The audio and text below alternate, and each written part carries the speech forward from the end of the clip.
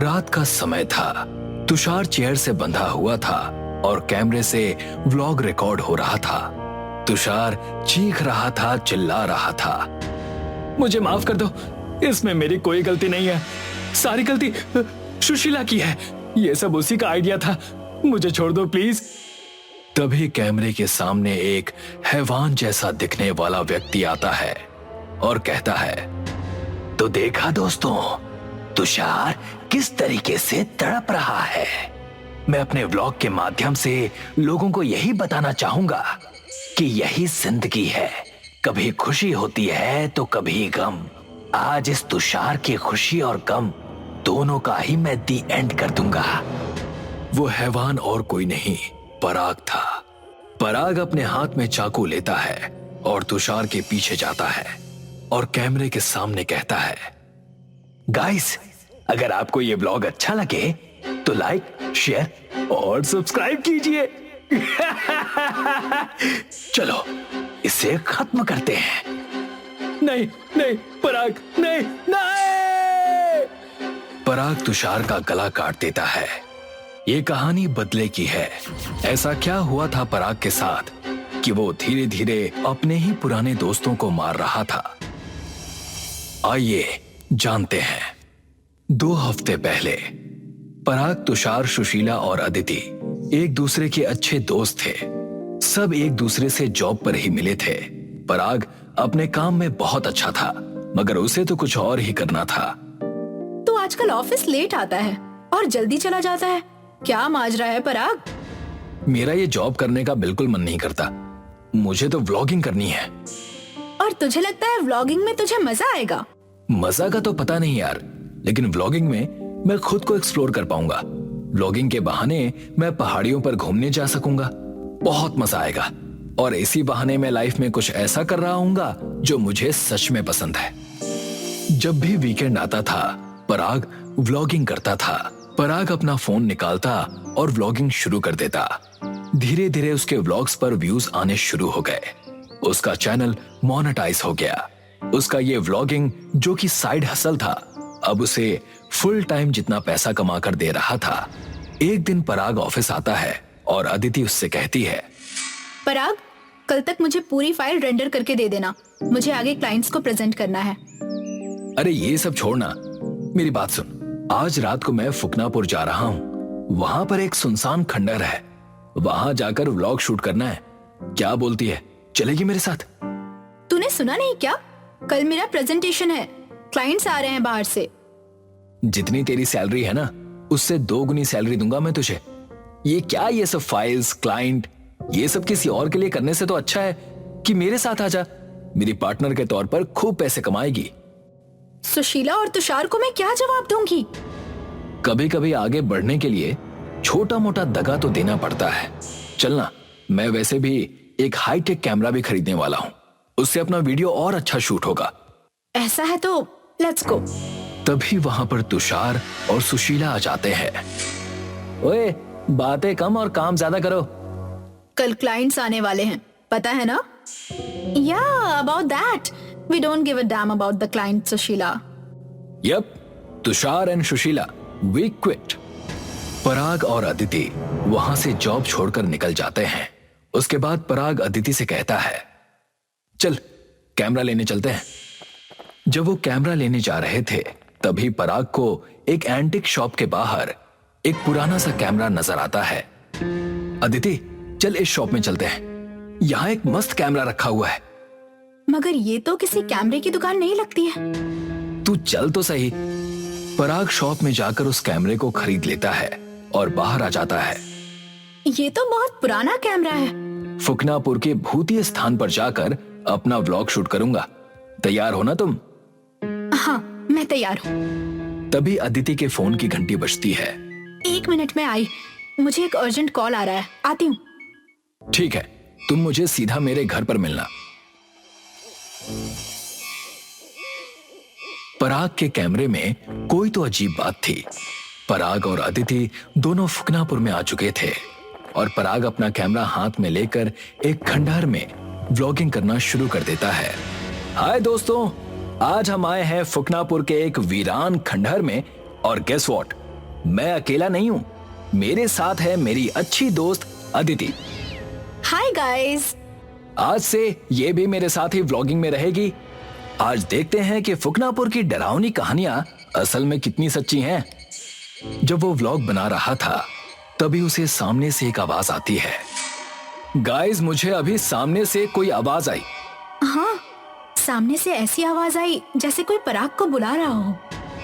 चलो गाइस, जाकर देखते हैं। पराग आवाज की ओर जाने लगता है। वो दोनों चल ही रहे थे कि तभी अचानक से अदिति उसके सर पर पीछे से एक डंडा मारती है। जब उसकी आंख खुलती है तब वो अपने आप को बंधा हुआ पाता है और सामने तुषार, अदिति और सुशीला होते हैं। तू व्लॉग रिकॉर्ड कर रहा था तो हमने सोचा कि हम छोटा सा प्रैंक रिकॉर्ड कर लेते हैं। अदिति, क्यों? जब तुमने कैमरा खरीद लिया था उसके बाद मुझे तुषार का ही कॉल आया था। मैंने कॉल किया था अदिति को और उसकी सैलरी 3 गुना बढ़ाने का वादा किया और वो मान गई और हमारे प्लान में शामिल हो गई। पराग का कैमरा वहीं गिरा हुआ था और उसमें सब कुछ रिकॉर्ड हो रहा था। वो लोग पराग के ऊपर तेल डाल देते हैं। नहीं, मुझे मत मारो, मैंने तुम लोगों का क्या बिगाड़ा है? ब्लॉगर बनना था ना, हमसे ज्यादा पैसे कमाने थे ना। अब कमाते रहना पैसे। तुषार, लगा आग। और तुम अदिति, अगली बार हमारी टीम छोड़कर कभी गई तो तुम्हारा भी यही हश्र होगा। वो लोग पराग को जिंदा जला देते हैं और वहां से हंसते हंसते चले जाते हैं। उसका पुराना कैमरा सब कुछ कैप्चर कर लेता है। वो कैमरा श्रापित था। कैमरा अचानक हवा में उड़ता है और उसकी फ्लैशलाइट पराग की बॉडी पर पड़ती है। पराग अपनी आंखें खोलता है। जन्म से मैं अकेला था और दोस्तों को मैं परिवार मान बैठा। हर बात मानी उनकी, बढ़ना चाहा उनके साथ, लेकिन आज अफसोस के साथ कहता हूं कि कभी मत सोचना कि दोस्त देंगे आगे बढ़ने में तुम्हारा साथ। आ रहा हूं मैं अपना दर्द वापस करने। पराग तुषार को मार चुका था और सुशीला अपने घर में आराम से सो रही थी। तभी उसे अदिति का कॉल आता है। हाँ बोल, इतनी रात को क्यों कॉल किया? मुझे अभी तुषार के घर से कॉल आया था कि वो अब तक घर नहीं पहुंचा। मुझे बहुत डर लग रहा है। जब से पराग को हमने मारा है। ये सब फोन पर मत बोला कर। मैंने तुझे पहले ही समझाया था ना। अब सो जा। जिसे जाना था वो चला गया। हमने जो भी किया गलत किया, मगर सुकून तो मिला। अब फोन रख और सोने दे। सुशीला फोन रख देती है और पीछे पराग कैमरे को स्टैंड पर रखकर वहीं बैठा होता है। पराग सुशीला से कहता है, सुकून तो मिलेगा ही तुम्हें, मुझे मारकर जो आ रही हो। पराग, तुम यहाँ? ये चौंकना अच्छा है। व्लॉग में रियल इमोशन दिखाई देगा। मुझे बस तुमसे एक सवाल पूछना है। तुम्हारा मुझे मारने के पीछे रीजन क्या था? नहीं पराग, मुझे माफ कर दो। मुझसे बहुत बड़ी गलती हो गई। सारा प्लान तुषार का था। उसने ही मुझे बोला था तुम्हारे साथ ऐसा करने के लिए। झूठ, एकदम झूठ। मेरे व्लॉग में तुषार ने साफ साफ तुम्हारा नाम लिया था। मैं एक बार और पूछूंगा, नहीं तो तुम्हारे साथ साथ तुम्हारे पूरे परिवार को खत्म कर दूंगा। नहीं, मैं बताती हूँ। जब तुम ऑफिस में थे तभी तुम्हारे फोन पर एक नोटिफिकेशन आया था। उसे मैंने क्लिक किया तो उसमें तुम्हारे व्लॉग से आए हुए अर्निंग शो हो रहे थे। वो देखकर मुझे जलन होने लग गई थी। मुझे तुम्हारे कॉन्फिडेंस से भी बहुत जलन होती थी। इसलिए मुझसे बहुत बड़ी गलती हो गई। इसलिए मैंने जो किया सो किया। प्लीज पराग, मुझे माफ कर दो प्लीज। तुम जो बोलोगे मैं वो करूंगी। हाय, इस व्लॉग का नाम मैं कन्फेशन रखूंगा। आओ मेरे कैमरे के सामने आकर खड़ी हो जाओ। सुशीला डरी हुई थी। वो कैमरे के आगे आकर खड़ी हो जाती है और पराग उसके पीछे जाता है और उससे कहता है, सुशीला स्माइल करो। पराग उसका सर पीछे से पकड़कर फाड़ देता है। सुशीला की वहीं मौत हो जाती है। इसके बाद पराग अपना तीसरा व्लॉग शूट करने के लिए निकल जाता है। अदिति अपने डेस्क पर बैठी हुई थी और उसके हाथ में पराग की तस्वीर थी और आंखों में आंसू। उसके पीछे पराग आता है। अब रोकर क्या फायदा? किस बात के आंसू बहा रही हो अदिति? पराग, तुम जिंदा हो? मुझे माफ कर दो, मुझसे गलती हो गई। मैं डर गई थी। तुषार और सुशीला ने मुझे भी मारने की धमकी दी थी। मुझे माफ कर दो। मैं तुम्हें माफ कैसे करूं? एक तुम ही तो थी जिस पर मैंने सबसे ज्यादा भरोसा किया था। बिना तुमसे कुछ लिए मैंने तुम्हें अपना पार्टनर बनाया था, मगर चंद पैसों के लिए तुमने मुझे धोखा दे दिया। नहीं पराग, मुझे उन लोगों ने धमकी दी थी, नहीं तो मैं कभी ऐसा नहीं करती तुम्हारे साथ। झूठ! सच बोलो अदिति, सच बोलो, नहीं तो मैं तुम्हें जान से मार दूंगा। मैं मानती हूँ पराग कि 3 गुना पैसे सुनकर मुझ में थोड़ा लालच आ गया था, मगर मैं ऐसा नहीं करना चाहती थी। मैं तुमसे प्यार करता था अदिति। खैर छोड़ो। पराग अदिति का सर भी फाड़ देता है। ये उसका आखिरी व्लॉग था। तो दोस्तों, ये मेरा आखिरी व्लॉग था। एज यू कैन सी, मैं मर चुका हूं। मेरे जाने का वक्त आ चुका है। मैंने अपना बदला ले लिया है। काश मैं थोड़ा और जी पाता। काश मैं थोड़ा और इस दुनिया को जान पाता। काश काश। पराग गायब हो जाता है। कुछ दिनों के बाद वो कैमरा फिर से एंटिक शॉप में बिकने के लिए तैयार था।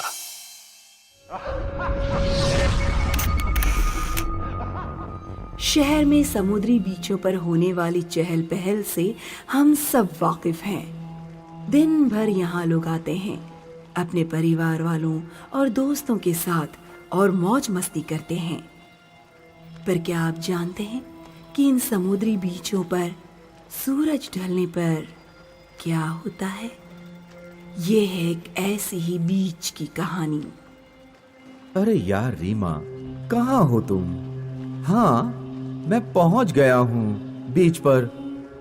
सूरज भी ढलने ही वाला है। आ जाओ जल्दी, मजा किरकिरा मत करो। सर एक फोटो ले लीजिए प्लीज। अरे ये क्या फोटो लेने का टाइम है? ले लीजिए प्लीज सर, मैं बहुत अच्छी फोटो निकालता हूं। जाओ यार। अच्छा ठीक है, पर मेरी दोस्त आने वाली है, फिर साथ में ही ले लेना। तभी भी ले लूंगा सर, पर एक आपका सोलो हो जाए। सर लाइटिंग भी मस्त है। ये लाइटिंग अच्छी है। सूरज डूबने वाला है। कहते हैं डूबते हुए सूरज के साथ फोटो लेना अपशगुन होता है। क्या सर, आप भी इतने पढ़े लिखे होने के बावजूद ऐसा अंधविश्वास? आप सिर्फ मेरे कैमरे के लाइटिंग का कमाल देखो। अच्छा ठीक है।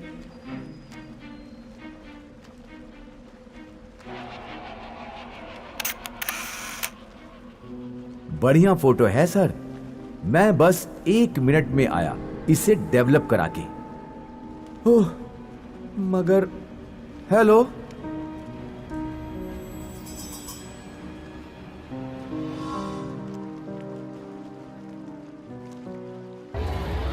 इस रीमा को मेरी चिंता है या नहीं? शायद वो मुझे गोल गोल घुमा रही है। पता नहीं मैं क्यों इसे झेलता हूं। भेलपूरी खाओगे बेटा? नहीं अंकल। किसी का वेट कर रहे हो? हाँ बस। किसका? आप जाइए अंकल, मुझे भेल नहीं चाहिए। ठीक है बेटा, मगर अब यहां हो तो एक बात सुन लो, किसी से बात मत करना यहां। मतलब? ये बीच सुरक्षित नहीं है, मगर जाने दो, तुम डर जाओगे। नहीं, बताइए, मैं डरने वालों में से नहीं हूं। तो सुनो, यहां एक बहुत बुरा दानव घूमता है। वो सूरज ढलने पर ही आता है। दानव? हाँ, एक तरह का राक्षस है, मगर वो बहरूपिया है। इन दिनों सुना है उसने एक फोटोग्राफर का रूप ले रखा है। फोटोग्राफर? हाँ, फोटोग्राफर बहुत बड़ा कैमरा लेकर घूमता है, काला सा। वो आएगा तुम्हारे पास और तुम्हारी फोटो लेने की जिद करेगा। किसी भी हालत में उसे तुम्हारी फोटो लेने मत देना। मगर अगर उसने फोटो ले ली तो समझो खेल खत्म। वो उसका कैमरा सिर्फ कैमरा नहीं है, वो इंसान की आत्मा को कैद कर लेता है और फिर वो उस इंसान के दिमाग में बुरे ख्याल भरता है और उससे कई पाप करवाता है। खैर, संभल कर रहना। अंकल रुकिए। अगर उसने फोटो ले ली हो तो फिर कैसे बच सकते हैं उससे? फिर तो एक ही तरीका है, उस कैमरे को किसी तरह नष्ट करना होगा। इसलिए मेरे मन में रीमा के खिलाफ वो बुरे ख्याल बहुत सुस्त सुस्त भी लग रहा है। मैंने सुना था कि इस बीच पर कोई भूतिया शक्ति है। ओरे, क्यों इस बीच का प्लान बनाया?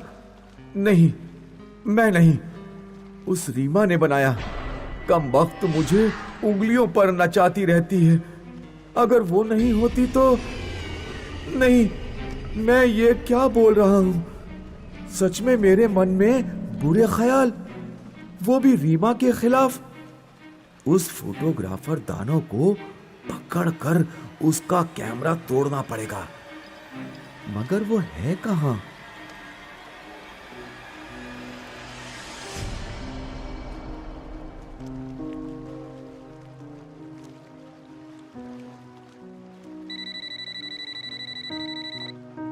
सलील, कहाँ हो? मैं बीच पर पहुंच चुकी हूँ। आ गई आखिर। क्या कह रहे हो सलील? ओह नो, मैं कहीं रीमा को नुकसान ना पहुंचा दूं। मुझे पहले उस दानो को पकड़ना ही होगा।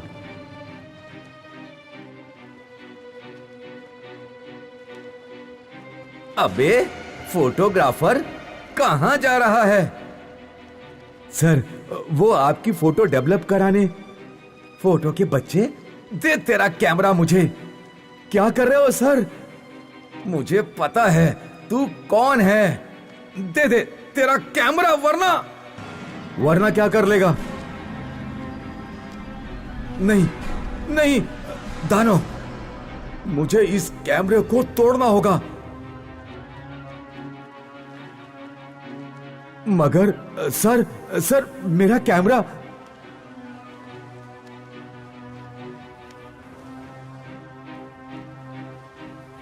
क्या करूं?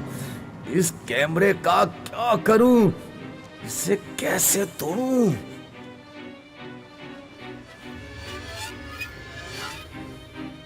पानी में, हाँ, पानी में।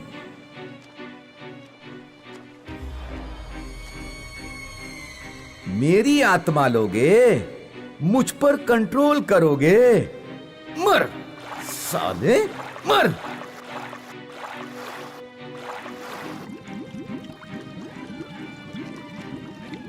सलील, यहाँ क्या कर रहे हो सलील? सलील,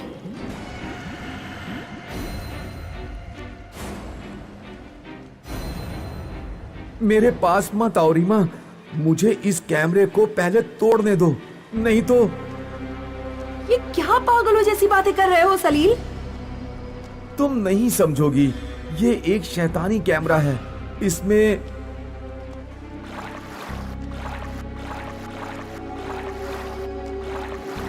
सलील, सलील,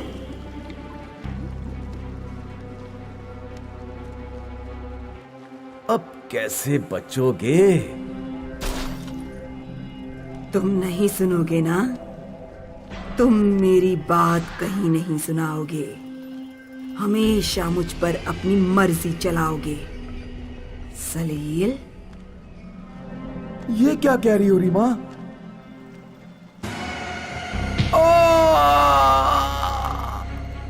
मैं तुम्हारे गुलाम नहीं हूं सलील, समझे? सलील समझे? अब तो समझ ही गए होगे। रीमा, मगर मगर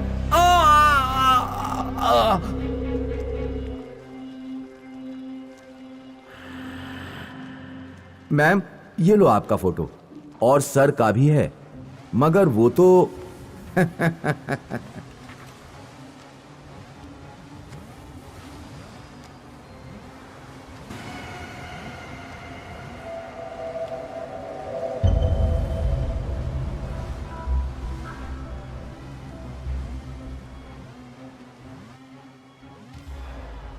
सलील, ओह नो, ये कैसे हुआ? सलील, ये मैंने क्या कर दिया? सलील!